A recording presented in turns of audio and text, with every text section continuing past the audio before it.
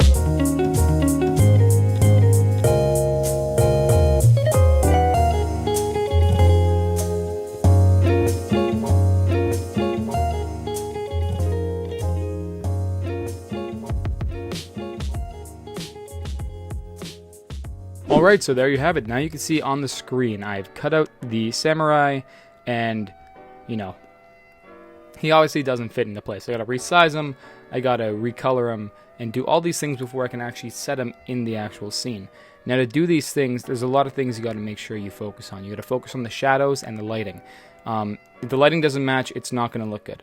So to do this, you just gotta play around with a lot of filters and or, you know, paint on some color if you really want. So I'm gonna head into this now. I'm gonna speed up the process and you'll see what I'll be doing, and then I'll come back and explain what I did.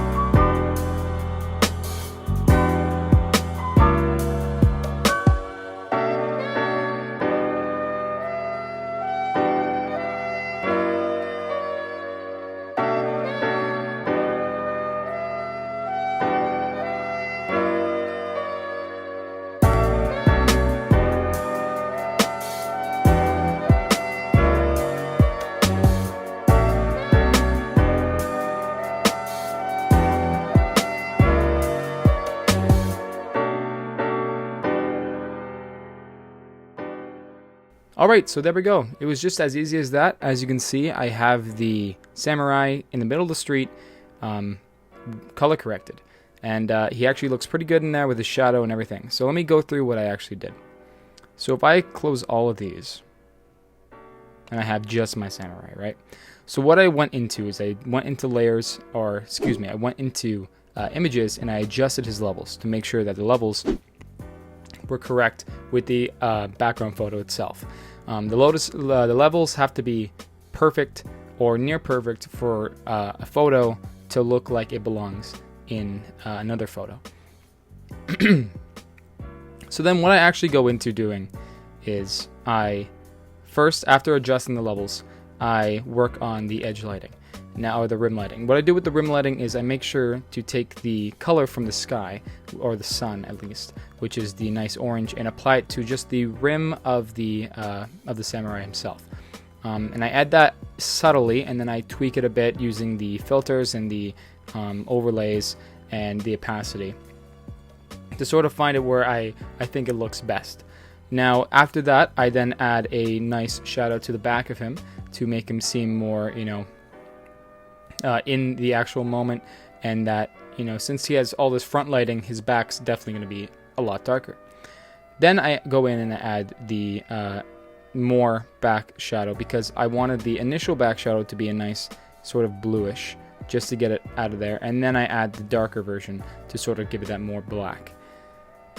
From there, I actually go into doing the shadows. Now, with the shadows, I initially just did the normal shadow coming from himself. What I did there is I just took the image of the samurai himself, flipped him, and sort of angled him in the direction which the light is coming from. But then I decided to add a little bit more shadow underneath the foot, as well as contact shadow, which adds, the contact there. And to top it all off, I color corrected the whole thing by going into over here and doing the photo filters and just doing a nice orange, which sort of pulls everything together. So now after doing that, we had this nice scene of the samurai walking down a suburban Japanese town. So yeah, that's all for this video, guys. If you guys did enjoy, please make sure to hit like, comment, and subscribe, and just, enjoy doing what you're doing, and here's to learning new skills like photo manipulation. So if you guys want to see more videos like this, again, subscribe, and I'll catch you guys in the next video. Bye.